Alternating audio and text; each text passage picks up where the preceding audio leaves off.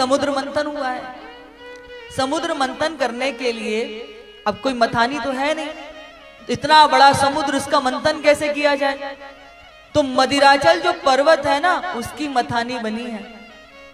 अब मथानी को टिकाए कहां? अगर पर्वत को जल में तो वो तो डूब जाएगा ना। तो मेरे प्रभु श्री हरि ही कच्छप बन करके प्रकट होते हैं। बोले कच्छप भगवान की जय। कच्छप बनकर के उन्होंने मदिराचल पर्वत को अपने पीठ पर धारण किया और वासुकी सर्प की रज्जू बनी है, रस्सी बनी है। अब एक तरफ देवता, एक तरफ असुर आके खड़े हो गए। असुर बोले हम कोई छोटे बाप की संतान है कि जो हम पूंछ पकड़ेंगे, हम तो मुख की तरफ से पकड़ेंगे। श्री हरि इशारा करते हैं कि ठीक है, इन्हें जो करना है करने दो। अब जैसे ही मथना प्रारंभ हुआ, मंथन प्रारंभ हुआ, तो रस्सी में घर्षण होता है ना, जोर पड़ता है घिसने में। तो मदिराचल पर्वत के घर्षण से वासुकी सर्प पर जोर पड़ रहा है, उनमें घर्षण हो रहा है, तो वो मुख से जहर निकलने लगा। अब तो ये घबराने लगे उस तपन से, अरे भैया छोटे बाप के बनने में फायदा था, कम से कम सुख तो मिलता। और समुद्र मंथन में से सबसे पहले कौन सी वस्तु निकली है? बोले सबसे पहले कोलाहल विष निकला। जैसे ही विष निकला, उस विष को देख करके सब भाग गए। बोले इस विष को कौन पिएगा? बोले इस विष को तो वो ही पी सकता है जो योगी होगा। ब्रह्मा जी ने कहा कि इस विष को साधने की सामर्थ्य तो शंकर जी के पास ही है। विष लेकर के सब शंकर जी के पास पहुंचे। शंकर जी मस्ती में बैठे हुए थे। सबने निवेदन किया कि जो समुद्र मंथन से मिला है वो स्वीकार तो करना ही होगा ना किसी ना किसी को, और हम में वो सामर्थ्य नहीं, ये तो आपके पास ही है, इसलिए आप इसको स्वीकार कीजिए। देखते ही देखते क्षणार्ध में शंकर जी ने कहा जैसी आप सबकी इच्छा, आज्ञा, और लेकर के उस विष को उन्होंने ग्रहण कर लिया। बंधुओं, जब शंकर जी ने उस विष को ग्रहण किया ना, तो मुख में डाला, लेकिन डाल करके नीचे नहीं उतारा, उसे अपने कंठ में रख करके सुखा दिया। और कंठ में जब वो विष रख के सुखाया तो मेरे प्रभु का कंठ जो था वो कैसा बन गया? नीलवर्ण का। और मेरे प्रभु का नाम पड़ा नीलकंठ महादेव। यहाँ भगवान ने नीलकंठ बनकर के सारी दुनिया को क्या शिक्षा दी है कि ये तो सागर का मंथन हुआ था, पर मंथन तो नित्य रोज हमारे घर परिवार समाज में भी तो होता है। चार लोग बैठ जाएं कहीं पर भी, चाहे अफसर ऑफिस हो, घर हो, स्कूल हो, कॉलेज हो, कहीं भी समाज का कोई स्थान हो, राजनीति की बात हो, चार लोग बैठ जाएं, फिर देखो फलाने ने ऐसा किया, ढिकाने से ऐसा किया, उसकी बेटी तो ऐसी है, उसका बेटा तो ऐसा है, उसकी सास तो ऐसी है, फिर क्या होता है? जहर निकलना प्रारंभ होता है। तो भगवान भोलेनाथ कहते हैं कि संसार में भी बहुत सारे मंथन होंगे, उन मंथनों से घबरा मत जाना। कुछ तुम्हें कड़वा सुनने को मिले तो मेरी तरह नीलकंठ बनकर के उसको कंठ में सुखा देना। यदि तुमने उन कड़वी चीजों को, जहर को भीतर उतारा तो तुम्हारा दिल जलता रहेगा, और तुमने यदि वो जहर ले जाके के कहीं दूसरी जगह पर डाल दिया या उसको बाहर निकाल दिया, बमन कर दिया, उल्टी कर दी, तो क्या होगा? बाहर का वातावरण विषाक्त हो जाएगा। यानी कि तुम्हें कुछ पता चल भी गया तो उसको गले में खत्म करो। अब तुम दूसरे को कहोगे, दूसरा तीसरे से कहेगा, वातावरण जहरीला ही तो होगा। तो वो कहते हैं कि कहीं कुछ ऐसा संसारिक सामाजिक मंथन हो तो तुम मेरी तरह नीलकंठ बनकर के उसको गले में ही, कंठ में ही उसको सुखा देना। न हृदय जलाना, न बाहर का वातावरण कलुषित करना। भगवान भोलेनाथ हमको शिक्षा देते। अगले दिन सारे देवी देवता देखने के लिए आए। अब तो जहर पी करके भोलेनाथ की राम नाम सत्य हो गई होगी, पर देखते क्या है कि भगवान तो शंकर तो और दुगनी मस्ती में यहाँ बैठे हुए थे। सबको बड़ा आश्चर्य हुआ कि ये क्या हुआ। शंकर जी बोले कि जब बड़े बड़े मंत्रों का मंथन हुआ था तो सारे जो है बड़े बड़े मंत्र देवता ले गए, ऋषि ले गए, और हमारे पल्ले तो ये राम, रा और माँ पहले से था ही, तो राम तो हमारे पास पहले से था ही था। विष और पिला दिया तो विष और राम को जोड़ दो तो क्या हो जाता है? विश्राम। तो हम और मस्ती में बैठे भगवान का भजन कर रहे हैं। हाँ, आंसू पहुंचे नहीं किसी के, भला किसी का नहीं किया है। उसने श्वास किए हैं पूरे, केवल जीवन नहीं जिया है।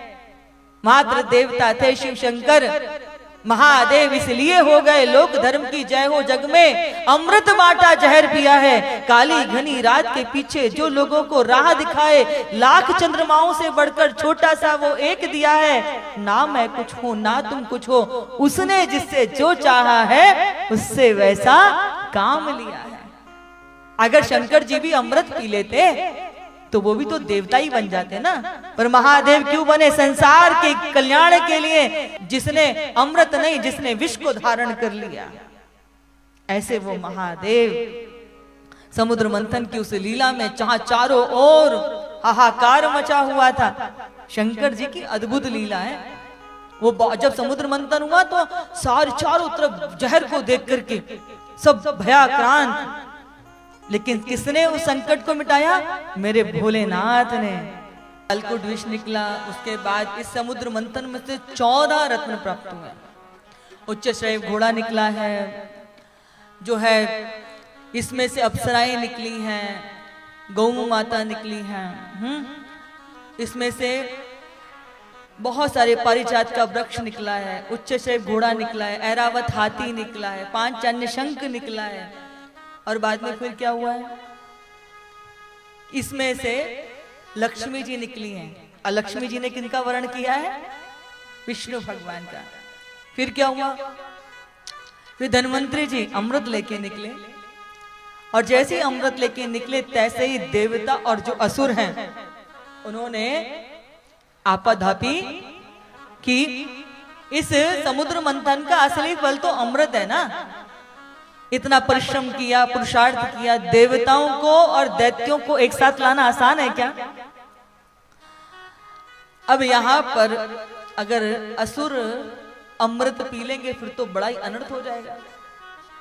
तभी क्या हुआ कि भगवान ने अपनी माया से एक रूप धारण किया है, मोहिनी का। अब आप सोचिए जरा, आप वृंदावन जाएं तो बिहारी जी कैसे हैं? काले कलूटे। अगर आप तिरुपति बालाजी चले जाएं तो वहां पे बालाजी कैसे हैं? काले कलूटे। भीतर लाइट नहीं जलती, दीपक जलता है। दीपक की उस रोशनी में ही, प्रकाश में ही आपको दर्शन होता है, और ढंग से मुखारबिंद का दर्शन भी नहीं होता, बस नेत्र नेत्र चमकते हैं। राधा रमन जी के दर्शन कर लो, राधा वल्लभ लाल के दर्शन कर लो, सब कैसे हैं? अब आप सोचिए कि उस कारे करूटे को देखने के लिए लोग इतना धक्का मुक्की करते हैं, घंटों घंटों लाइनों में लगते हैं। अब यदि वही ठाकुर जी हमारे मोहिनी का रूप धारण करके आ जाएं तो सामने वाले की हृदय की हालत कैसी हुई होगी? तो ब्रज के लोग कहते हैं कि ये तो खैर मनाओ कन्हैया कि तुम लला हो, कि तुम कारे करूटे हो, तुमको देख के दुनिया घायल हो जाती है। कि ये तो खैर मनाओ लाला कि तुम जो हो लला हो, कन्हैया तुम लला हो, अगर तुम लली होते तो गले कट जाते करोड़न के। हाँ, तुम्हारे रूप को देख करके हजारों लोग आपस में लड़ मरते। तो विश्व मोहिनी का दर्शन करके सारे जो वो असुर थे ना, उनके हृदय की हालत बिगड़ गई। वैसे भी जब इसमें अनेक प्रकार के रत्न मिले थे ना, तो वारुणी भी प्रकट हुई, तो भगवान ने दैत्य को पिला दी थी। तो वारुणी तो पी हुई थी, ऊपर से विश्व मोहिनी के स्वरूप का दर्शन करके अब वो पीछे पीछे छोड़ दिया अमृत, विश्व मोहिनी को दे दिया वो मोहिनी को। अब वो हाथ में अमृत ले लिया, तो वो कहती हैं कि देखो ऐसे यदि तुम सब आपस में करोगे तो सब बिखर जाएगा, किसी को कुछ मिलेगा नहीं, किसी को ज्यादा मिल जाएगा, किसी को कुछ भी नहीं मिलेगा। तो वो कहते हैं कि अब तो हम आपके हाथ से पिएंगे, आप ही इसको बांटोगे। तो मोहिनी कहती है कि मैं तो बाहर की हूं, अभी तो मुझसे मिले भी नहीं हो, और मुझ पे इतना भरोसा क्यों कर ले रहे हो? बोले नहीं, आप जैसा करेंगे वैसा ही। तो विश्व मोहिनी ने कहा कि ठीक है, सब पंक्ति में लग जाओ। सारे असुर पंक्ति में लग गए। तो फिर मोहिनी कहती हैं कि मैंने इस कलश को देखा, तो इस कलश में क्या है कि ऊपर ऊपर कैसा है, ऊपर ऊपर तो पतला पतला है, गाढ़ा तो असली नीचे ही है।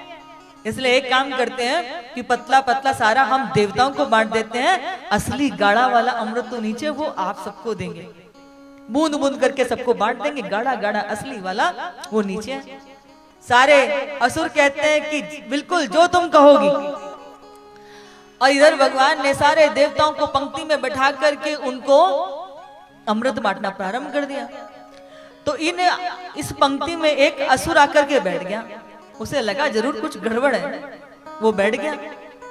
जैसे ही उसने आकर के पंक्ति में बैठा और उसको अमृत प्राप्त हुआ, तो यहाँ देवताओं ने इशारा कर दिया कि प्रभु ये दैत्य आके बैठ गया। भगवान ने तत्क्षणात सुदर्शन से उसकी गर्दन को काट दिया, लेकिन तब तक मुख में अमृत तो जा चुका था। और ये किन के बीच में बैठा था? बोले सूर्य और चंद्रमा के बीच में। सूरज और चंद्रमा ने भगवान को बताया था, इसीलिए ये राहु और केतु, पहले एक ही था, अब ये दो बन गए, राहु और केतु। ये कभी सूर्य ग्रहण कभी चंद्र ग्रहण, ये दोनों आकर के सूर्य और चंद्र को दुख देते हैं, कष्ट देते हैं। अब इधर सारे देवताओं ने कहा हमारे साथ तो, असुरों ने कहा हमारे साथ तो छल हो गया। अब इधर तो इन्होंने अमृत पी लिया है, अमृत पी लिया तो इनको कौन मार सकता है? भयंकर युद्ध हुआ दैत्य और असुरों के बीच में, देवासुर संग्राम हो गया। सारे देवताओं ने असुरों को समाप्त कर दिया, लेकिन इनके जो गुरु थे ना शुक्राचार्य जी, उनके पास संजीवनी विद्या थी। उस संजीवनी विद्या के बल पर उन्होंने सबको पुनर्जीवित कर दिया। समुद्र मंथन हुआ है। समुद्र मंथन करने के लिए अब कोई मथानी तो है नहीं, इतना बड़ा समुद्र, उसका मंथन कैसे किया जाए? तो मदिराचल जो पर्वत है ना, उसकी मथानी बनी है। अब मथानी को टिकाएं कहां? अगर पर्वत को जल में तो वो तो डूब जाएगा ना।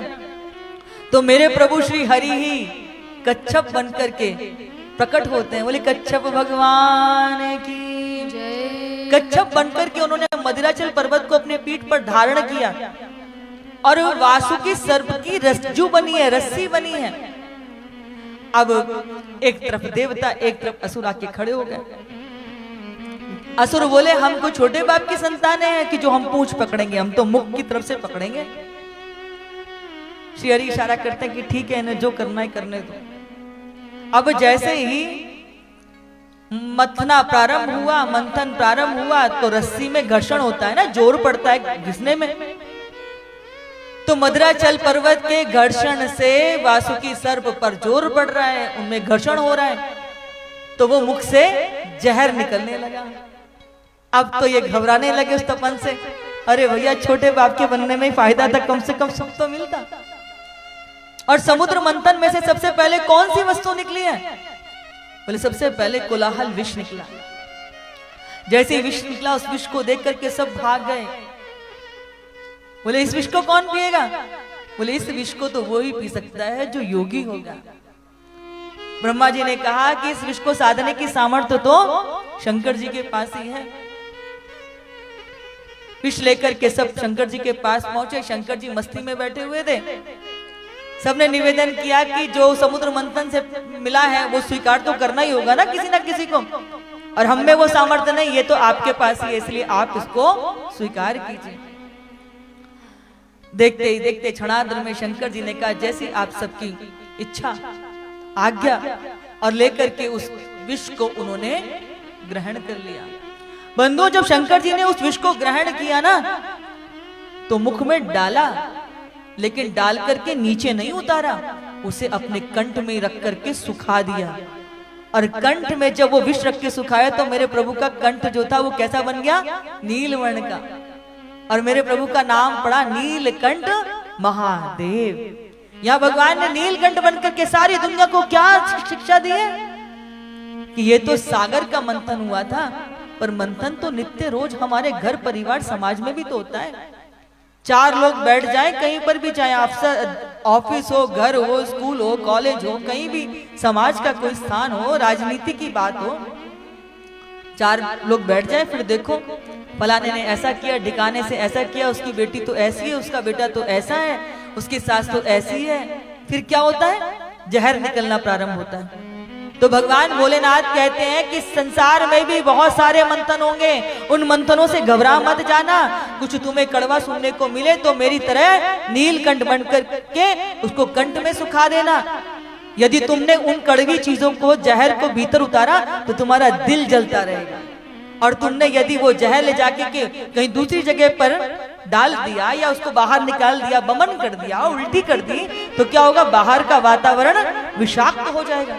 यानी कि तुम्हें कुछ पता चल भी गया तो उसको गले में खत्म करो। अब तुम दूसरे को कहोगे, दूसरा तीसरे से कहेगा, वातावरण जहरीला ही तो होगा। तो वो कहते हैं कि कहीं कुछ ऐसा संसारिक सामाजिक मंथन हो तो तुम मेरी तरह नीलकंठ बन करके उसको कले में ही, कंठ में ही उसको सुखा देना, न हृदय जलाना, न बाहर का वातावरण कलुषित करना। भगवान भोलेनाथ तुमको शिक्षा देते। अगले दिन सारे देवी देवता देखने के लिए आए। अब तो जहर पी करके भोलेनाथ की राम नाम सत्य हो गई होगी। पर देखते क्या है कि भगवान तो शंकर तो और दुगनी मस्ती में यहाँ बैठे हुए थे। सबको बड़ा आश्चर्य हुआ कि ये क्या हुआ।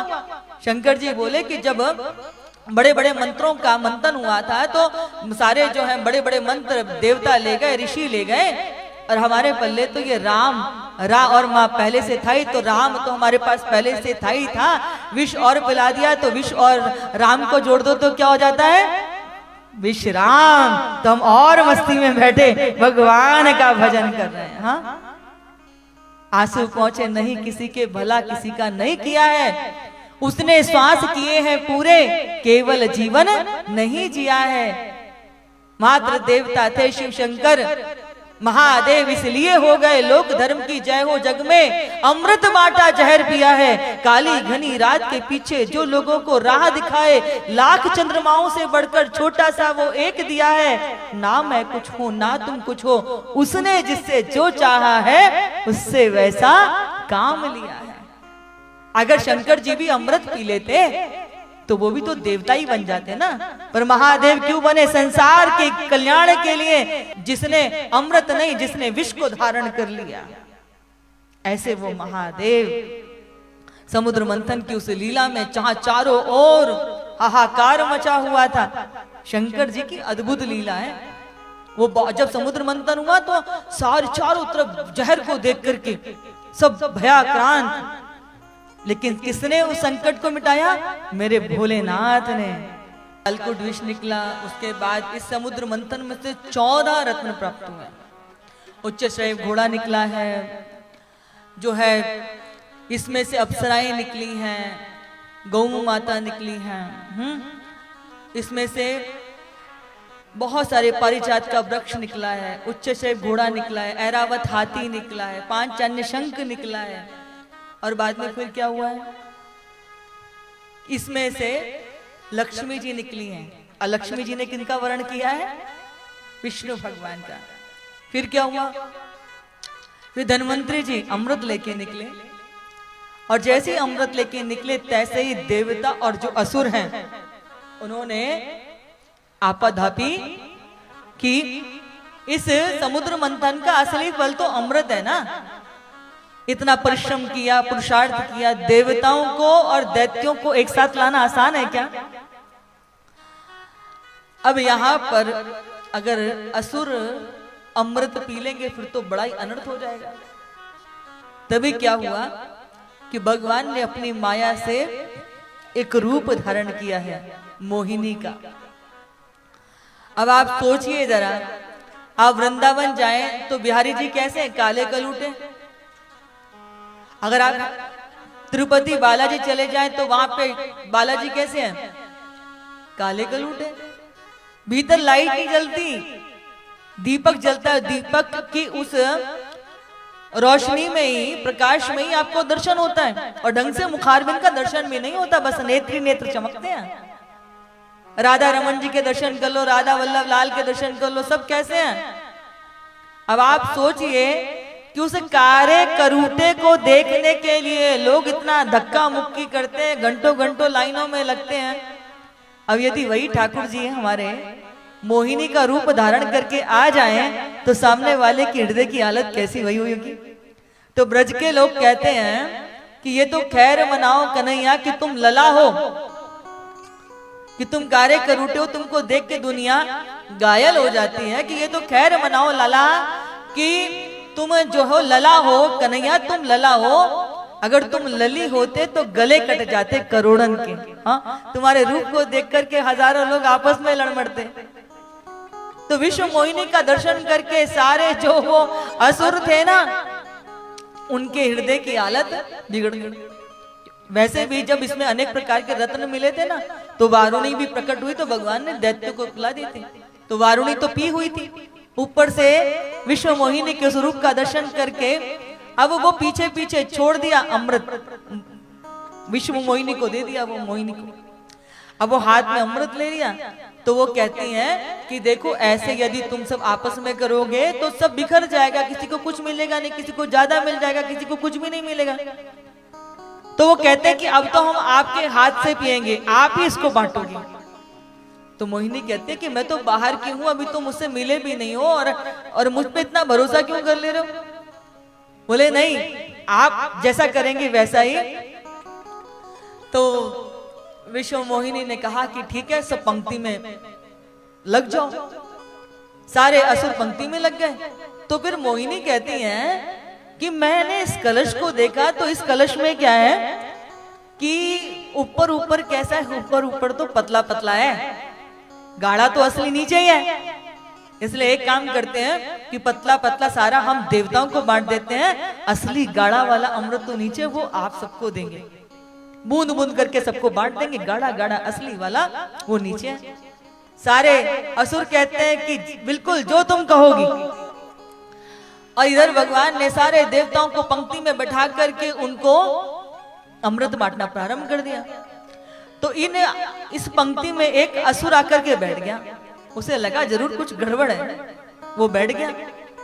जैसे वो उसने आकर के पंक्ति में बैठा और उसको अमृत प्राप्त हुआ, तो यहां देवताओं ने इशारा कर दिया कि प्रभु ये दैत्य आके बैठ गया। भगवान ने तत्क्षणात सुदर्शन से उसकी गर्दन को काट दिया, लेकिन तब तक मुख में अमृत तो जा चुका था।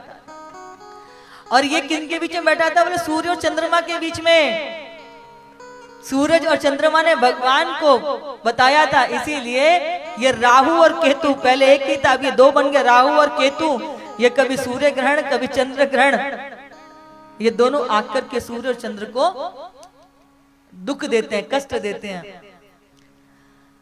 अब इधर सारे देवताओं ने कहा हमारे साथ तो, असुरों ने कहा हमारे साथ तो छल हो गया। अब इधर तो इन्होंने अमृत पी लिया है, अमृत पी लिया तो इनको कौन मार सकता है? भयंकर युद्ध हुआ दैत्य और असुरों के बीच में, देवासुर संग्राम हो गया। सारे देवताओं ने असुरों को समाप्त कर दिया। लेकिन इनके जो गुरु थे ना शुक्राचार्य जी, उनके पास संजीवनी विद्या थी। उस संजीवनी विद्या के बल पर उन्होंने सबको पुनर्जीवित कर दिया। समुद्र मंथन हुआ है। समुद्र मंथन करने के लिए अब कोई मथानी तो है नहीं, इतना बड़ा समुद्र, उसका मंथन कैसे किया जाए? तो मदिराचल जो पर्वत है ना, उसकी मथानी बनी है। अब मथानी को टिकाए कहां? अगर पर्वत को जल में तो डूब जाएगा ना। तो मेरे प्रभु श्री हरि ही कच्छप बनकर के प्रकट होते हैं। बोले कच्छप भगवान की जय। कच्छप बनकर के उन्होंने मदिराचल पर्वत को अपने पीठ पर धारण किया और वासुकी सर्प की रज्जू बनी है, रस्सी बनी है। अब एक तरफ देवता, एक तरफ असुर आके खड़े हो गए। असुर बोले हम कोई छोटे बाप की संतान हैं कि जो हम पूंछ पकड़ेंगे, हम तो मुख की तरफ से पकड़ेंगे। श्री हरि इशारा करते हैं कि ठीक है, इन्हें जो करना है करने दो। अब जैसे ही मथना प्रारंभ हुआ, मंथन प्रारंभ हुआ, तो रस्सी में घर्षण होता है ना, जोर पड़ता है घिसने में। तो मदिराचल पर्वत के घर्षण से वासुकी सर्प पर जोर पड़ रहा है, उनमें घर्षण हो रहा है, तो वो मुख से जहर निकलने लगा। अब तो ये घबराने लगे उस तपन से, अरे भैया छोटे बाप के बनने में फायदा था, कम से कम सुख तो मिलता। और समुद्र मंथन में से सबसे पहले कौन सी वस्तु निकली है? बोले सबसे पहले कोलाहल विष निकला। जैसे ही विष निकला, उस विष को देख करके सब भाग गए। बोले इस विष को कौन पिएगा? बोले इस विष को तो वो ही पी सकता है जो योगी होगा। ब्रह्मा जी ने कहा कि इस विष को साधने की सामर्थ्य तो शंकर जी के पास ही है। विष लेकर के सब शंकर जी के पास पहुंचे। शंकर जी मस्ती में बैठे हुए थे। सबने निवेदन किया कि जो समुद्र मंथन से मिला है वो स्वीकार तो करना ही होगा ना किसी को। और हम में वो सामर्थ्य नहीं, ये तो आपके पास ही है, इसलिए आप इसको स्वीकार कीजिए। देखते ही देखते क्षणार्ध में शंकर जी ने कहा जैसी आप सबकी इच्छा आज्ञा, और लेकर के उस विष को उन्होंने ग्रहण कर लिया। बंधुओं, जब शंकर जी ने उस विष को ग्रहण किया ना, तो मुख में डाला, लेकिन डाल करके नीचे नहीं उतारा, उसे अपने कंठ में रख करके सुखा दिया। और कंठ में जब वो विष रख के सुखाया तो मेरे प्रभु का कंठ जो था वो कैसा बन गया? नीलवर्ण का। और मेरे प्रभु का नाम पड़ा नीलकंठ महादेव। यहाँ भगवान ने नीलकंठ बनकर के सारी दुनिया को क्या शिक्षा दी है कि ये तो सागर का मंथन हुआ था, पर मंथन तो नित्य रोज हमारे घर परिवार समाज में भी तो होता है। चार लोग बैठ जाए कहीं पर भी, चाहे अफसर ऑफिस हो, घर हो, स्कूल हो, कॉलेज हो, कहीं भी समाज का कोई स्थान हो, राजनीति की बात हो, चार लोग बैठ जाए, फिर देखो फलाने ने ऐसा किया, ढिकाने से ऐसा किया, उसकी बेटी तो ऐसी है, उसका बेटा तो ऐसा है, उसकी सास तो ऐसी है, फिर क्या होता है? जहर निकलना प्रारंभ होता है। तो भगवान भोलेनाथ कहते हैं कि संसार में भी बहुत सारे मंथन होंगे, उन मंथनों से घबरा मत जाना।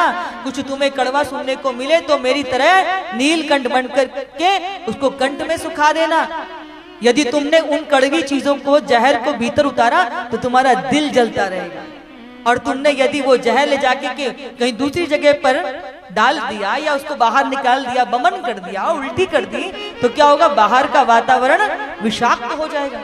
यानी कि तुम्हें कुछ पता चल भी गया तो उसको गले में खत्म करो। अब तुम दूसरे को कहोगे, दूसरा तीसरे से कहेगा, वातावरण जहरीला ही तो होगा।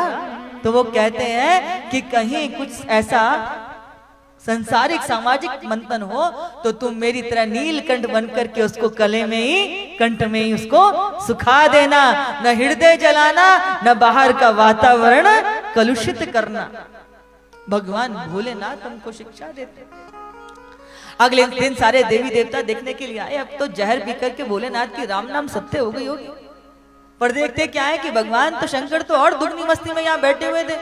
सबको बड़ा आश्चर्य हुआ कि ये क्या हुआ। शंकर जी बोले कि जब बड़े बड़े मंत्रों का मंथन हुआ था तो सारे जो है बड़े बड़े मंत्र देवता ले गए, ऋषि ले गए, और हमारे पल्ले तो ये राम, रा और माँ पहले से था ही, तो राम तो हमारे पास पहले से था ही था।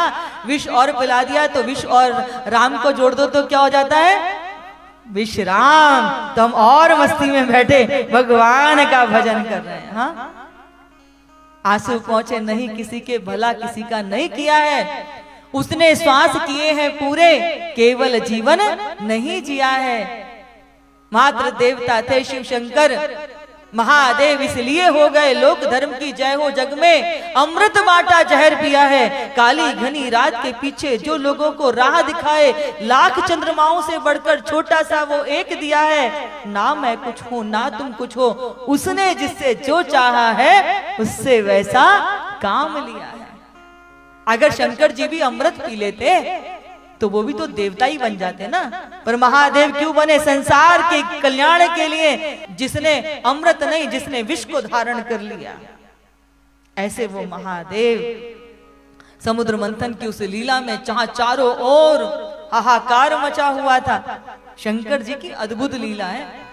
वो जब समुद्र मंथन हुआ तो सारे चारों तरफ जहर को देख करके सब भयाक्रांत, लेकिन किसने उस संकट को मिटाया? मेरे भोलेनाथ ने। अलकुट विष निकला। उसके बाद इस समुद्र मंथन में से 14 रत्न प्राप्त हुए। उच्च श्रेय घोड़ा निकला है, जो है इसमें से अप्सराएं निकली हैं, गौ माता निकली हैं, इसमें से बहुत सारे पारिजात का वृक्ष निकला है, उच्च श्रेय घोड़ा निकला है, ऐरावत हाथी निकला है, 5 अन्य शंख निकला है। और बाद में फिर क्या हुआ है? इसमें से लक्ष्मी जी निकली हैं। और लक्ष्मी जी ने किनका वर्ण किया है? विष्णु भगवान का। फिर क्या हुआ? फिर धन्वंतरी जी अमृत लेके निकले, और जैसे ही अमृत लेके निकले तैसे ही देवता और जो असुर हैं उन्होंने आपाधापी की। इस समुद्र मंथन का असली फल तो अमृत है ना। इतना परिश्रम किया, पुरुषार्थ किया, देवताओं को और दैत्यों को एक साथ लाना आसान है क्या? अब यहां पर अगर असुर अमृत पी लेंगे फिर तो बड़ा ही अनर्थ हो जाएगा। तभी क्या हुआ कि भगवान ने अपनी माया से एक रूप धारण किया है मोहिनी का। अब आप सोचिए जरा, आप वृंदावन जाएं तो बिहारी जी कैसे हैं? काले कलूटे। अगर आप तिरुपति बालाजी चले जाएं तो वहां पे बालाजी कैसे हैं? काले कलूटे। भीतर लाइट नहीं जलती, दीपक जलता है। दीपक की उस रोशनी में ही, प्रकाश में ही आपको दर्शन होता है, और ढंग से मुखारबिंद का दर्शन भी नहीं होता, बस नेत्र ही नेत्र चमकते हैं। राधा रमन जी के दर्शन कर लो, राधा वल्लभ लाल के दर्शन कर लो, सब कैसे हैं? अब आप सोचिए कि उस कारे करूटे को देखने के लिए लोग इतना धक्का मुक्की करते हैं, घंटों घंटों लाइनों में लगते हैं। अब यदि वही ठाकुर जी हमारे मोहिनी का रूप धारण करके आ जाएं तो सामने वाले की हृदय की हालत कैसी वही होगी। तो ब्रज के लोग कहते हैं कि ये तो खैर मनाओ कन्हैया कि तुम लला हो, कि तुम कारे करूटे हो, तुमको देख के दुनिया घायल हो जाती है। कि ये तो खैर मनाओ लला कि तुम जो हो लला हो, कन्हैया तुम लला हो। अगर तुम लली होते तो गले कट जाते करोड़न के। हाँ, तुम्हारे रूप को देख करके हजारों लोग आपस में लड़ मरते। तो विश्व मोहिनी का दर्शन करके सारे जो वो असुर थे ना, उनके हृदय की हालत बिगड़ गई। वैसे भी जब इसमें अनेक प्रकार के रत्न मिले थे ना, तो वारुणी भी प्रकट हुई तो भगवान ने दैत्य को पिला दी थी। तो वारुणी तो पी हुई थी, ऊपर से विश्व मोहिनी के स्वरूप का दर्शन करके अब वो पीछे पीछे छोड़ दिया अमृत, विश्व मोहिनी को दे दिया वो मोहिनी को। अब वो हाथ में अमृत ले लिया तो वो कहती हैं कि देखो ऐसे यदि तुम सब आपस में करोगे तो सब बिखर जाएगा, किसी को कुछ मिलेगा नहीं, किसी को ज्यादा मिल जाएगा, किसी को कुछ भी नहीं मिलेगा। तो वो कहते हैं कि अब तो हम आपके हाथ से पिएंगे, आप ही इसको बांटोगे। तो मोहिनी कहते हैं कि मैं तो बाहर की हूं, अभी तो मुझसे मिले भी नहीं हो, और मुझ पे इतना भरोसा क्यों कर ले रहे हो? बोले नहीं, आप जैसा करेंगे वैसा ही। तो विश्व मोहिनी ने कहा कि ठीक है, सब पंक्ति में लग जाओ। सारे असुर पंक्ति में लग गए।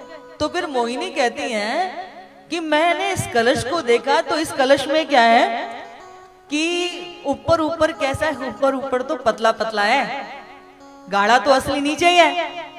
इसलिए एक काम करते हैं कि पतला पतला सारा हम देवताओं को बांट देते हैं, असली गाढ़ा वाला अमृत तो नीचे, वो आप सबको देंगे, बूंद बूंद करके सबको बांट देंगे, गाढ़ा गाढ़ा असली वाला वो नीचे है। सारे असुर कहते हैं कि बिल्कुल जो तुम कहोगी। और इधर भगवान ने सारे देवताओं को पंक्ति में बैठा करके उनको अमृत बांटना प्रारंभ कर दिया। तो इस पंक्ति में एक असुर आकर के बैठ गया, उसे लगा जरूर कुछ गड़बड़ है, वो बैठ गया। जैसे ही उसने आकर के पंक्ति में बैठा और उसको अमृत प्राप्त हुआ तो यहां देवताओं ने इशारा कर दिया कि प्रभु ये दैत्य आके बैठ गया। भगवान ने तत्क्षणात सुदर्शन से उसकी गर्दन को काट दिया, लेकिन तब तक मुख में अमृत तो जा चुका था। और ये किन के बीच में बैठा था? बोले सूर्य और चंद्रमा के बीच में। सूरज और चंद्रमा ने भगवान को बताया था, इसीलिए ये राहु और केतु, पहले एक ही था, अब ये दो बन गए, राहु और केतु। ये कभी सूर्य ग्रहण कभी चंद्र ग्रहण, ये दोनों आकर के सूर्य और चंद्र को दुख देते हैं, कष्ट देते हैं। अब इधर सारे देवताओं ने कहा हमारे साथ तो, असुरों ने कहा हमारे साथ तो छल हो गया। अब इधर तो इन्होंने अमृत पी लिया है, अमृत पी लिया तो इनको कौन मार सकता है? भयंकर युद्ध हुआ दैत्य और असुरों के बीच में, देवासुर संग्राम हो गया। सारे देवताओं ने असुरों को समाप्त कर दिया। लेकिन इनके जो गुरु थे ना शुक्राचार्य जी, उनके पास संजीवनी विद्या थी। उस संजीवनी विद्या के बल पर उन्होंने सबको पुनर्जीवित कर दिया। समुद्र मंथन हुआ है। समुद्र मंथन करने के लिए अब कोई मथानी तो है नहीं, इतना बड़ा समुद्र, इसका मंथन कैसे किया जाए? तो मदिराचल जो पर्वत है ना, उसकी मथानी बनी है। अब मथानी को टिकाएं कहां? अगर पर्वत को जल में तो वो तो डूब जाएगा ना। तो मेरे प्रभु श्री हरि ही कच्छप बन करके प्रकट होते हैं। बोले कच्छप भगवान की जय। कच्छप बनकर के उन्होंने मदिराचल पर्वत को अपने पीठ पर धारण किया और वासुकी सर्प की रज्जू बनी है, रस्सी बनी है। अब एक तरफ देवता एक तरफ असुर आके खड़े हो गए। असुर बोले हम कोई छोटे बाप की संतान हैं कि जो हम पूंछ पकड़ेंगे, हम तो मुख की तरफ से पकड़ेंगे। श्री हरि इशारा करते हैं कि ठीक है, इन्हें जो करना है करने दो। अब जैसे ही मथना प्रारंभ हुआ, मंथन प्रारंभ हुआ, तो रस्सी में घर्षण होता है ना, जोर पड़ता है घिसने में। तो मदिराचल पर्वत के घर्षण से वासुकी सर्प पर जोर पड़ रहा है, उनमें घर्षण हो रहा है, तो वो मुख से जहर निकलने लगा। अब तो ये घबराने लगे उस तपन से, अरे भैया छोटे बाप के बनने में फायदा था, कम से कम सुख तो मिलता। और समुद्र मंथन में से सबसे पहले कौन सी वस्तु निकली है? बोले सबसे पहले कोलाहल विष निकला। जैसे ही विष निकला, उस विष को देख करके सब भाग गए। बोले इस विष को कौन पिएगा? बोले इस विष को तो वो ही पी सकता है जो योगी होगा। ब्रह्मा जी ने कहा कि इस विष को साधने की सामर्थ्य तो शंकर जी के पास ही है। विष लेकर के सब शंकर जी के पास पहुंचे। शंकर जी मस्ती में बैठे हुए थे। सबने निवेदन किया कि जो समुद्र मंथन से मिला है वो स्वीकार तो करना ही होगा ना किसी ना किसी को, और हम में वो सामर्थ्य नहीं, ये तो आपके पास ही है, इसलिए आप इसको स्वीकार कीजिए। देखते ही देखते क्षणार्ध में शंकर जी ने कहा जैसी आप सबकी इच्छा, आज्ञा, और लेकर के उस विष को उन्होंने ग्रहण कर लिया। बंधुओं, जब शंकर जी ने उस विष को ग्रहण किया ना, तो मुख में डाला, लेकिन डाल करके नीचे नहीं उतारा, उसे अपने कंठ में रख करके सुखा दिया। और कंठ में जब वो विष रख के सुखाया तो मेरे प्रभु का कंठ जो था वो कैसा बन गया? नीलवर्ण का। और मेरे प्रभु का नाम पड़ा नीलकंठ महादेव। यहाँ भगवान ने नीलकंठ बनकर के सारी दुनिया को क्या शिक्षा दी है कि ये तो सागर का मंथन हुआ था, पर मंथन तो नित्य रोज हमारे घर परिवार समाज में भी तो होता है। चार लोग बैठ जाएं कहीं पर भी, चाहे ऑफिस हो, घर हो, स्कूल हो, कॉलेज हो, कहीं भी समाज का कोई स्थान हो, राजनीति की बात हो, चार लोग बैठ जाएं, फिर देखो फलाने ने ऐसा किया, ढिकाने से ऐसा किया, उसकी बेटी तो ऐसी है, उसका बेटा तो ऐसा है, उसकी सास तो ऐसी है, फिर क्या होता है? जहर निकलना प्रारंभ होता है। तो भगवान भोलेनाथ कहते हैं कि संसार में भी बहुत सारे मंथन होंगे, उन मंथनों से घबरा मत जाना। कुछ तुम्हें कड़वा सुनने को मिले तो मेरी तरह नीलकंठ बनकर के उसको कंठ में सुखा देना। यदि तुमने उन कड़वी चीजों को, जहर को भीतर उतारा तो तुम्हारा दिल जलता रहेगा, और तुमने यदि वो जहर ले जाके के कहीं दूसरी जगह पर डाल दिया या उसको बाहर निकाल दिया, बमन कर दिया, उल्टी कर दी, तो क्या होगा? बाहर का वातावरण विषाक्त हो जाएगा। यानी कि तुम्हें कुछ पता चल भी गया तो उसको गले में खत्म करो। अब तुम दूसरे को कहोगे, दूसरा तीसरे से कहेगा, वातावरण जहरीला ही तो होगा। तो वो कहते हैं कि कहीं कुछ ऐसा संसारिक सामाजिक मंथन हो तो तुम मेरी तरह नीलकंठ बनकर के उसको गले में ही, कंठ में ही उसको सुखा देना। न हृदय जलाना, न बाहर का वातावरण कलुषित करना। भगवान भोलेनाथ हमको शिक्षा देते। अगले दिन सारे देवी देवता देखने के लिए आए। अब तो जहर पी करके भोलेनाथ की राम नाम सत्य हो गई होगी, पर देखते क्या है कि भगवान तो शंकर तो और दुगनी मस्ती में यहाँ बैठे हुए थे। सबको बड़ा आश्चर्य हुआ कि ये क्या हुआ। शंकर जी बोले कि जब बड़े बड़े मंत्रों का मंथन हुआ था तो सारे जो है बड़े बड़े मंत्र देवता ले गए, ऋषि ले गए, और हमारे पल्ले तो ये राम, रा और माँ पहले से था ही, तो राम तो हमारे पास पहले से था ही था।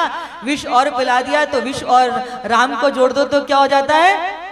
विश्राम। तो हम और मस्ती में बैठे भगवान का भजन कर रहे हैं। हाँ, आंसू पहुंचे नहीं किसी के, भला किसी का नहीं किया है।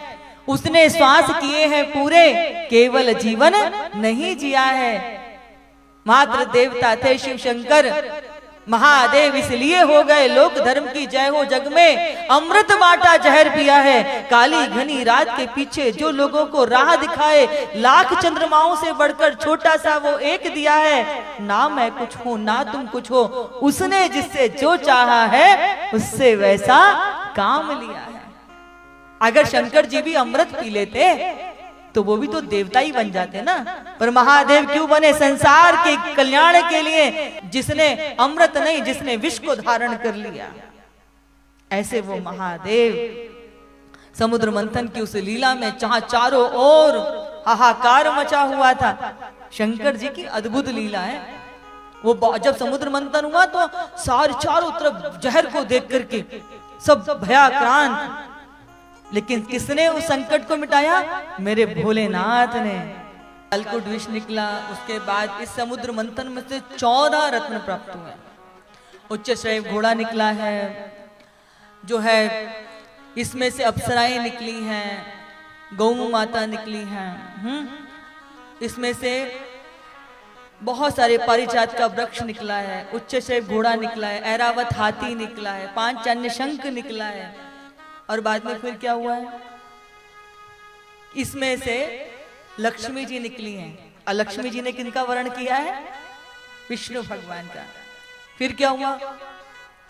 फिर धन्वंतरी जी अमृत लेके निकले, और जैसे ही अमृत लेके निकले तैसे ही देवता और जो असुर हैं उन्होंने आपाधापी कि इस समुद्र मंथन का असली फल तो अमृत है ना। इतना परिश्रम किया, पुरुषार्थ किया, देवताओं को और दैत्यों को एक साथ लाना आसान है क्या? अब यहां पर अगर असुर अमृत पी लेंगे फिर तो बड़ा ही अनर्थ हो जाएगा। तभी क्या हुआ कि भगवान ने अपनी माया से एक रूप धारण किया है, मोहिनी का। अब आप सोचिए जरा, आप वृंदावन जाएं तो बिहारी जी कैसे हैं? काले कलूटे। अगर आप तिरुपति बालाजी चले जाएं तो वहां पे बालाजी कैसे हैं? काले कलूटे। भीतर लाइट नहीं जलती, दीपक जलता है। दीपक की उस रोशनी में ही, प्रकाश में ही आपको दर्शन होता है, और ढंग से मुखारबिंद का दर्शन भी नहीं होता, बस नेत्र नेत्र चमकते हैं। राधा रमन जी के दर्शन कर लो, राधा वल्लभ लाल के दर्शन कर लो, सब कैसे हैं? अब आप सोचिए कि उस कारे करूटे को देखने के लिए लोग इतना धक्का मुक्की करते हैं, घंटों घंटों लाइनों में लगते हैं।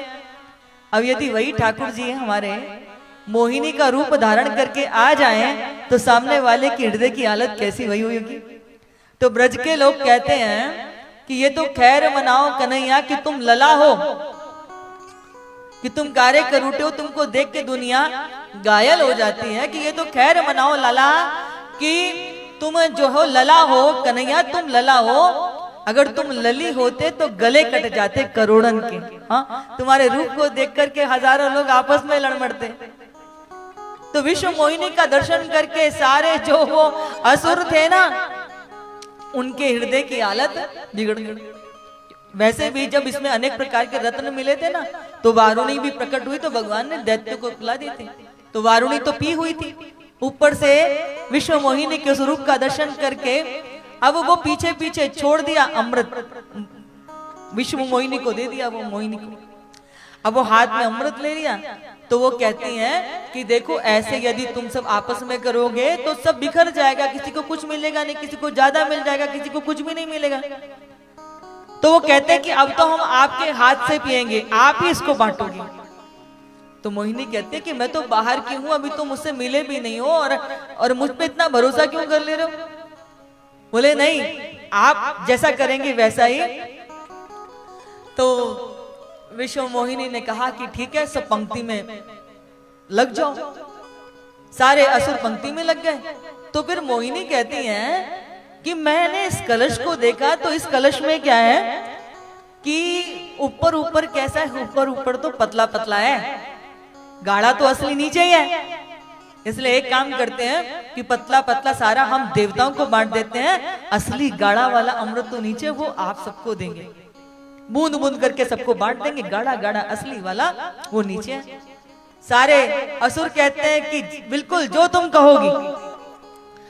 और इधर भगवान ने सारे देवताओं को पंक्ति में बैठा करके उनको अमृत बांटना प्रारंभ कर दिया। तो इस पंक्ति में एक असुर आकर के बैठ गया, उसे लगा जरूर कुछ गड़बड़ है, वो बैठ गया। जैसे ही उसने आकर के पंक्ति में बैठा और उसको अमृत प्राप्त हुआ, तो यहाँ देवताओं ने इशारा कर दिया कि प्रभु ये दैत्य आके बैठ गया। भगवान ने तत्क्षणात सुदर्शन से उसकी गर्दन को काट दिया, लेकिन तब तक मुख में अमृत तो जा चुका था। और ये किन के बीच में बैठा था? बोले सूर्य और चंद्रमा के बीच में। सूरज और चंद्रमा ने भगवान को बताया था, इसीलिए ये राहु और केतु, पहले एक ही था, अब ये दो बन गए, राहु और केतु। ये कभी सूर्य ग्रहण कभी चंद्र ग्रहण, ये दोनों आकर के सूर्य और चंद्र को दुख देते हैं, कष्ट देते हैं। अब इधर सारे देवताओं ने कहा हमारे साथ तो, असुरों ने कहा हमारे साथ तो छल हो गया। अब इधर तो इन्होंने अमृत पी लिया है, अमृत पी लिया तो इनको कौन मार सकता है? भयंकर युद्ध हुआ दैत्य और असुरों के बीच में, देवासुर संग्राम हो गया। सारे देवताओं ने असुरों को समाप्त कर दिया, लेकिन इनके जो गुरु थे ना शुक्राचार्य जी, उनके पास संजीवनी विद्या थी। उस संजीवनी विद्या के बल पर उन्होंने सबको पुनर्जीवित कर दिया। समुद्र मंथन हुआ है। समुद्र मंथन करने के लिए अब कोई मथानी तो है नहीं, इतना बड़ा समुद्र, उसका मंथन कैसे किया जाए? तो मदिराचल जो पर्वत है ना, उसकी मथानी बनी है। अब मथानी को टिकाएं कहां? अगर पर्वत को जल में तो वो तो डूब जाएगा ना। तो मेरे प्रभु श्री हरि ही कच्छप बनकर के प्रकट होते हैं। बोले कच्छप भगवान की जय। कच्छप बनकर के उन्होंने मदिराचल पर्वत को अपने पीठ पर धारण किया और वासुकी सर्प की रज्जू बनी है, रस्सी बनी है।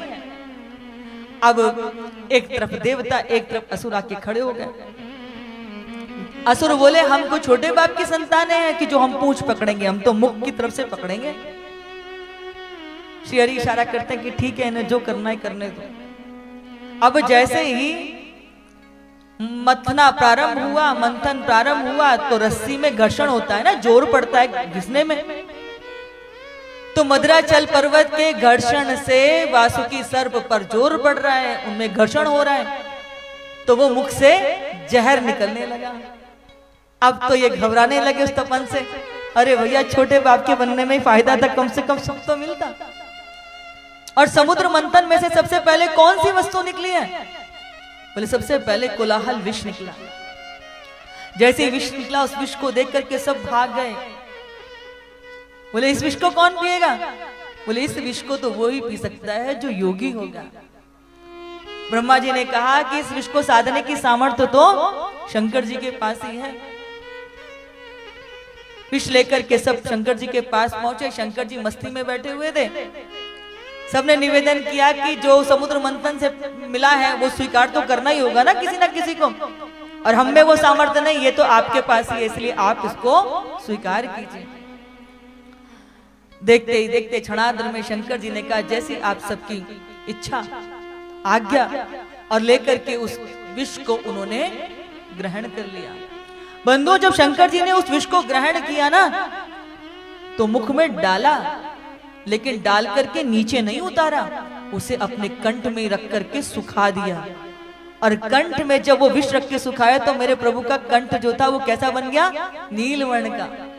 और मेरे प्रभु का नाम पड़ा नीलकंठ महादेव। यहाँ भगवान ने नीलकंठ बनकर के सारी दुनिया को क्या शिक्षा दी है कि ये तो सागर का मंथन हुआ था, पर मंथन तो नित्य रोज हमारे घर परिवार समाज में भी तो होता है।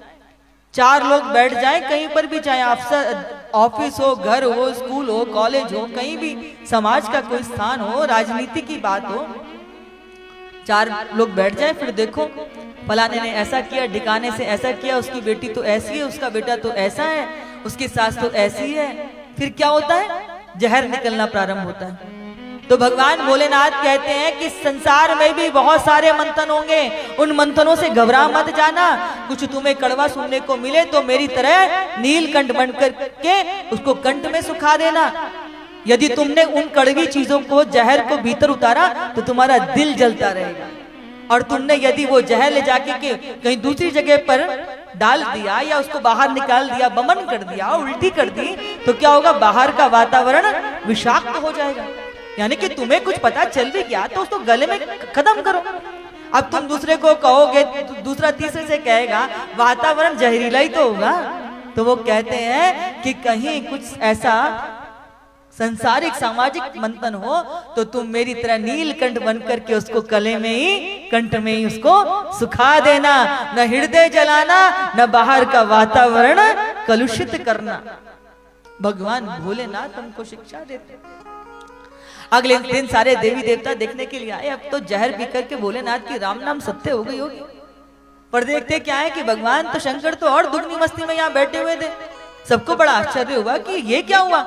शंकर जी बोले कि जब बड़े बड़े मंत्रों का मंथन हुआ था तो सारे जो है बड़े बड़े मंत्र देवता ले गए, ऋषि ले गए, और हमारे पल्ले तो ये राम और माँ पहले से था ही, तो राम तो हमारे पास पहले से था ही था।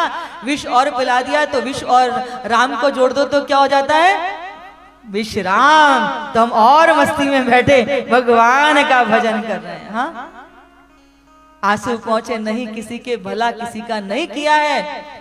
उसने श्वास किए हैं पूरे, केवल जीवन नहीं जिया है। मात्र देवता थे शिव शंकर, महादेव इसलिए हो गए लोक धर्म की जय हो जग में। अमृत बांटा जहर पिया है, काली घनी रात के पीछे जो लोगों को राह दिखाए। लाख चंद्रमाओं से बढ़कर छोटा सा वो एक दिया है। ना मैं कुछ हूँ ना तुम कुछ हो, उसने जिससे जो चाहा है उससे वैसा काम लिया है। अगर शंकर जी भी अमृत पी लेते तो वो भी तो देवता ही बन जाते ना। पर महादेव क्यों बने, संसार के कल्याण के लिए, जिसने अमृत नहीं जिसने विष को धारण कर लिया। ऐसे वो महादेव समुद्र मंथन की उस लीला में जहां चारों ओर हाहाकार मचा हुआ था। शंकर जी की अद्भुत लीला है। वो जब समुद्र मंथन हुआ तो सारे चारों तरफ जहर को देख करके सब भयाक्रांत, लेकिन किसने उस संकट को मिटाया, मेरे भोलेनाथ ने। कालकूट विष निकला। उसके बाद इस समुद्र मंथन में से 14 रत्न प्राप्त हुए। उच्च श्रेय घोड़ा निकला है, जो है इसमें से अप्सराएं निकली हैं, गौ माता निकली हैं, इसमें से बहुत सारे पारिजात का वृक्ष निकला है, उच्च श्रेय घोड़ा निकला है, ऐरावत हाथी निकला है, 5 अन्य शंख निकला है। और बाद में फिर क्या हुआ है, इसमें से लक्ष्मी जी निकली हैं। और लक्ष्मी जी ने किनका वर्ण किया है, विष्णु भगवान का। फिर क्या हुआ, फिर धन्वंतरी जी अमृत लेके निकले। और जैसे ही अमृत लेके निकले तैसे ही देवता और जो असुर हैं उन्होंने आपाधापी की। इस समुद्र मंथन का असली फल तो अमृत है ना। इतना परिश्रम किया, पुरुषार्थ किया, देवताओं को और दैत्यों को एक साथ लाना आसान है क्या। अब यहां पर अगर असुर अमृत पी लेंगे फिर तो बड़ा ही अनर्थ हो जाएगा। तभी क्या हुआ कि भगवान ने अपनी माया से एक रूप धारण किया है, मोहिनी का। अब आप सोचिए जरा, आप वृंदावन जाएं तो बिहारी जी कैसे हैं, काले कलूटे। अगर आप तिरुपति बालाजी चले जाएं तो वहां पे बालाजी कैसे हैं, काले कलूटे। भीतर लाइट नहीं जलती, दीपक जलता है। दीपक की उस रोशनी में ही, प्रकाश में ही आपको दर्शन होता है। और ढंग से मुखारबिंद का दर्शन भी नहीं होता, बस नेत्र ही नेत्र चमकते हैं। राधा रमन जी के दर्शन कर लो, राधा वल्लभ लाल के दर्शन कर लो, सब कैसे हैं। अब आप सोचिए कि उस कारे करूटे को देखने के लिए लोग इतना धक्का मुक्की करते हैं, घंटों घंटों लाइनों में लगते हैं। अब यदि वही ठाकुर जी हैं हमारे, मोहिनी का रूप धारण करके आ जाएं तो सामने वाले की हृदय की हालत कैसी हुई होगी। तो ब्रज के लोग कहते हैं कि ये तो खैर मनाओ कन्हैया कि तुम लला हो, कि तुम कारे करूटे हो, तुमको देख के दुनिया घायल हो जाती है। कि ये तो खैर मनाओ लाला कि तुम जो हो लला हो, कन्हैया तुम लला हो। अगर तुम लली होते तो गले कट जाते करोड़न के। हाँ, तुम्हारे रूप को देख करके हजारों लोग आपस में लड़ मरते। तो विश्व मोहिनी का दर्शन करके सारे जो वो असुर थे ना, उनके हृदय की हालत बिगड़ गई। वैसे भी जब इसमें अनेक प्रकार के रत्न मिले थे ना, तो वारुणी भी प्रकट हुई तो भगवान ने दैत्य को पिला दी थी। तो वारुणी तो पी हुई थी, ऊपर से विश्व मोहिनी के स्वरूप का दर्शन करके अब वो पीछे पीछे छोड़ दिया अमृत। विश्व मोहिनी को दे दिया वो मोहिनी को। अब वो हाथ में अमृत ले लिया तो वो कहती हैं कि देखो ऐसे यदि तुम सब आपस में करोगे तो सब बिखर जाएगा, किसी को कुछ मिलेगा नहीं, किसी को ज्यादा मिल जाएगा, किसी को कुछ भी नहीं मिलेगा। तो वो कहते हैं कि अब तो हम आपके हाथ से पिएंगे, आप ही इसको बांटोगे। तो मोहिनी कहती है कि मैं तो बाहर की हूं, अभी तो मुझसे मिले भी नहीं हो और मुझ पे इतना भरोसा क्यों कर ले रहे हो? बोले नहीं, आप जैसा करेंगे वैसा ही। तो विश्व मोहिनी ने कहा कि ठीक है, सब पंक्ति में लग जाओ। सारे असुर पंक्ति में लग गए। तो फिर मोहिनी कहती हैं कि मैंने इस कलश को देखा तो इस कलश में क्या है कि ऊपर ऊपर कैसा है, ऊपर ऊपर तो पतला पतला है, गाढ़ा तो असली नीचे ही है। इसलिए एक काम करते हैं कि पतला पतला सारा हम देवताओं को बांट देते हैं, असली गाढ़ा वाला अमृत तो नीचे, वो आप सबको देंगे, बूंद बूंद करके सबको बांट देंगे, गाढ़ा गाढ़ा असली वाला वो नीचे है। सारे असुर कहते हैं कि बिल्कुल जो तुम कहोगी। और इधर भगवान ने सारे देवताओं को पंक्ति में बैठा करके उनको अमृत बांटना प्रारंभ कर दिया। तो इस पंक्ति में एक असुर आकर के बैठ गया, उसे लगा जरूर कुछ गड़बड़ है, वो बैठ गया। जैसे उसने आकर के पंक्ति में बैठा और उसको अमृत प्राप्त हुआ तो यहां देवताओं ने इशारा कर दिया कि प्रभु ये दैत्य आके बैठ गया। भगवान ने तत्क्षणात सुदर्शन से उसकी गर्दन को काट दिया, लेकिन तब तक मुख में अमृत तो जा चुका था। और ये किनके बीच में बैठा था? बोले सूर्य और चंद्रमा के बीच में। सूरज और चंद्रमा ने भगवान को बताया था, इसीलिए ये राहु और केतु पहले एक ही था, अब ये दो बन गए, राहु और केतु।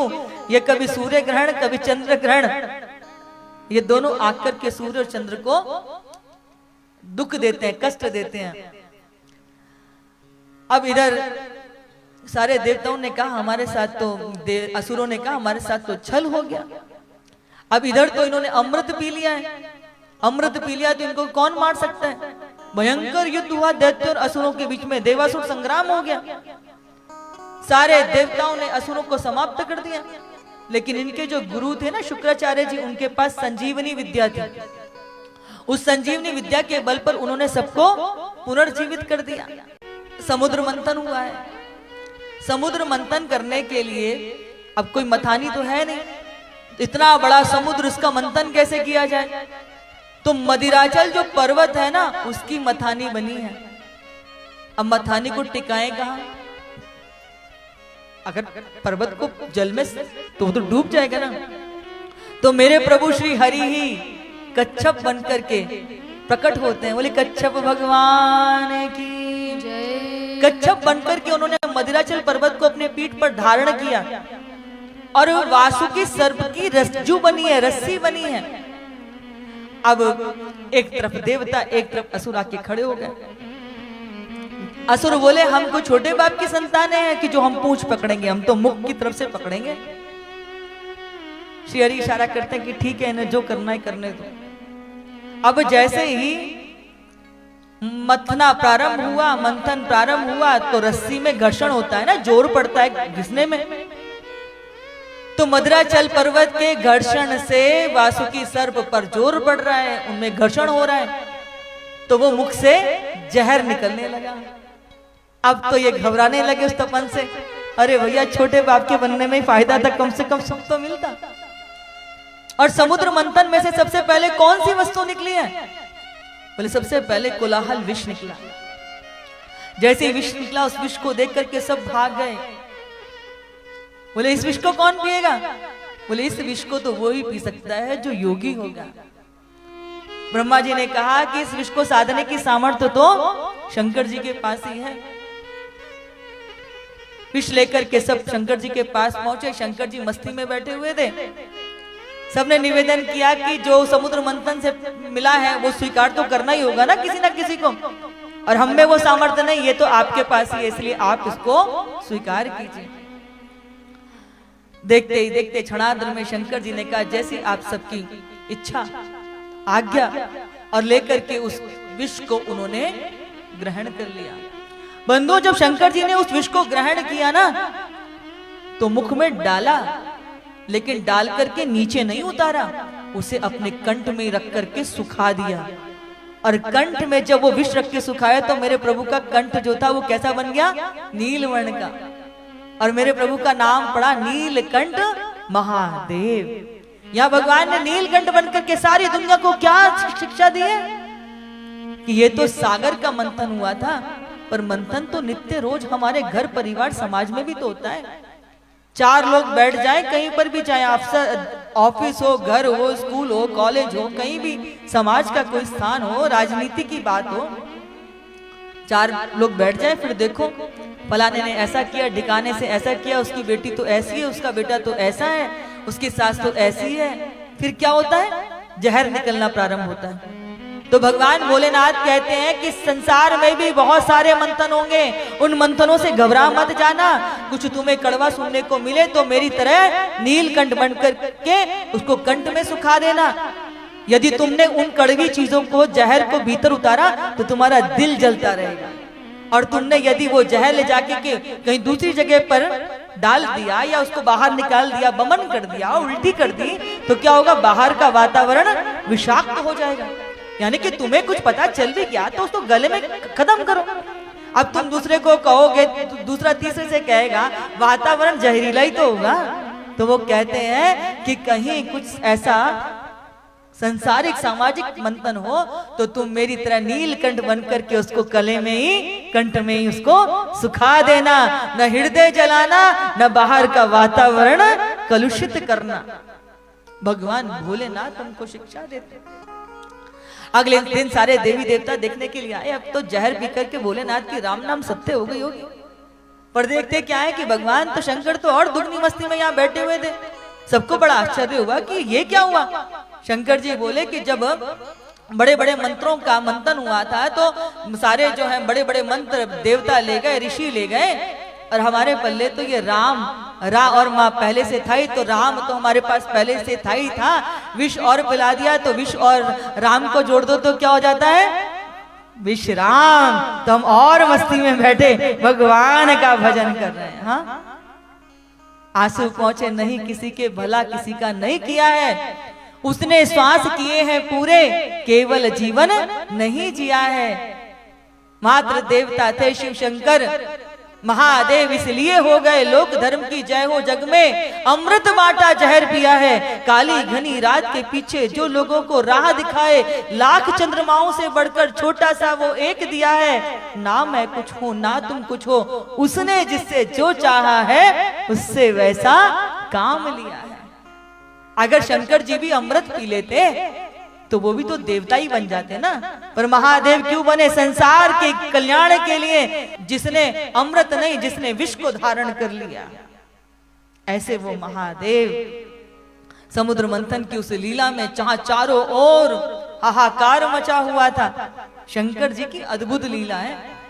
वो जब समुद्र मंथन हुआ तो सारे चारों तरफ जहर को देख करके सब भयाक्रांत, लेकिन किसने उस संकट को मिटाया? मेरे भोलेनाथ ने। अलकुट विष निकला। उसके बाद इस समुद्र मंथन में से 14 रत्न प्राप्त हुए। उच्च श्रेय घोड़ा निकला है, जो है इसमें से अप्सराएं निकली हैं, गौ माता निकली हैं, इसमें से बहुत सारे पारिजात का वृक्ष निकला है, उच्च श्रेय घोड़ा निकला है, ऐरावत हाथी निकला है, 5 अन्य शंख निकला है। और बाद में फिर क्या हुआ है? इसमें से लक्ष्मी जी निकली हैं। और लक्ष्मी जी ने किनका वर्ण किया है? विष्णु भगवान का। फिर क्या हुआ? फिर धन्वंतरी जी अमृत लेके निकले, और जैसे ही अमृत लेके निकले तैसे ही देवता और जो असुर हैं उन्होंने आपाधापी कि इस समुद्र मंथन का असली फल तो अमृत है ना। इतना परिश्रम किया, पुरुषार्थ किया, देवताओं को और दैत्यों को एक साथ लाना आसान है क्या? अब यहां पर अगर असुर अमृत पी लेंगे फिर तो बड़ा ही अनर्थ हो जाएगा। तभी क्या हुआ कि भगवान ने अपनी माया से एक रूप धारण किया है, मोहिनी का। अब आप सोचिए जरा, आप वृंदावन जाएं तो बिहारी जी कैसे हैं? काले कलूटे। अगर आप तिरुपति बालाजी चले जाएं तो वहां पे बालाजी कैसे हैं? काले कलूटे, भीतर लाइट नहीं जलती, दीपक जलता है। दीपक की उस रोशनी में ही, प्रकाश में ही आपको दर्शन होता है, और ढंग से मुखारबिंद का दर्शन भी नहीं होता, बस नेत्र नेत्र चमकते हैं। राधा रमन जी के दर्शन कर लो, राधा वल्लभ लाल के दर्शन कर लो, सब कैसे हैं? अब आप सोचिए कि उस कारे करूटे को देखने के लिए लोग इतना धक्का मुक्की करते हैं, घंटों घंटों लाइनों में लगते हैं। अब यदि वही ठाकुर जी हमारे मोहिनी का रूप धारण करके आ जाएं तो सामने वाले की हृदय की हालत कैसी वही होगी। तो ब्रज के लोग कहते हैं कि ये तो खैर मनाओ कन्हैया कि तुम लला हो, कि तुम कारे करूटे हो, तुमको देख के दुनिया घायल हो जाती है। कि ये तो खैर मनाओ लला, कि तुम जो हो लला हो कन्हैया, तुम लला हो, अगर तुम लली होते तो गले कट जाते करोड़न के। हाँ, तुम्हारे रूप को देख करके हजारों लोग आपस में लड़ मरते।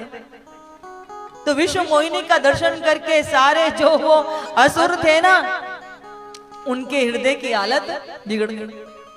वैसे भी जब इसमें अनेक प्रकार के रत्न मिले थे ना, तो वारुणी भी प्रकट हुई, तो भगवान ने दैत्य को पिला दी थी।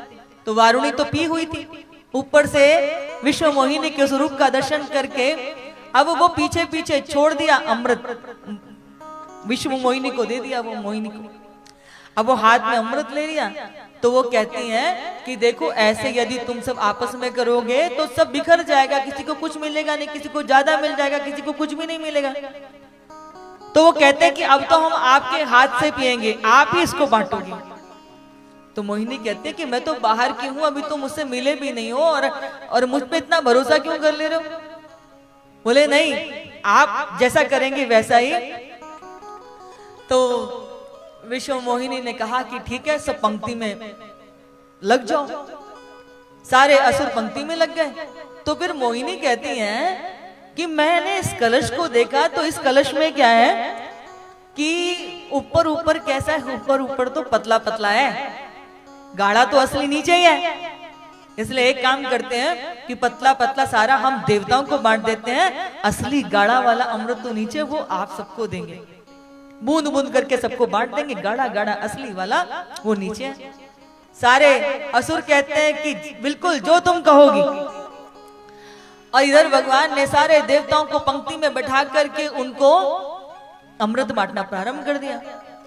तो इस पंक्ति में एक असुर आकर के बैठ गया, उसे लगा जरूर कुछ गड़बड़ है, वो बैठ गया। जैसे ही उसने आकर के पंक्ति में बैठा और उसको अमृत प्राप्त हुआ, तो यहां देवताओं ने इशारा कर दिया कि प्रभु ये दैत्य के बैठ गया। भगवान ने तत्क्षणात सुदर्शन से उसकी गर्दन को काट दिया, लेकिन तब तक मुख में अमृत तो जा चुका था। और ये किन के बीच में बैठा था? बोले सूर्य और चंद्रमा के बीच में। सूरज और चंद्रमा ने भगवान को बताया था, इसीलिए ये राहु और केतु, पहले एक ही था, अब ये दो बन गए, राहु और केतु। ये कभी सूर्य ग्रहण कभी चंद्र ग्रहण, ये दोनों आकर के सूर्य और चंद्र को दुख देते हैं, कष्ट देते हैं। अब इधर सारे देवताओं ने कहा हमारे साथ तो, असुरों ने कहा हमारे साथ तो छल हो गया। अब इधर तो इन्होंने अमृत पी लिया है, अमृत पी लिया तो इनको कौन मार सकता है? भयंकर युद्ध हुआ दैत्य और असुरों के बीच में, देवासुर संग्राम हो गया। सारे देवताओं ने असुरों को समाप्त कर दिया। लेकिन इनके जो गुरु थे ना शुक्राचार्य जी, उनके पास संजीवनी विद्या थी।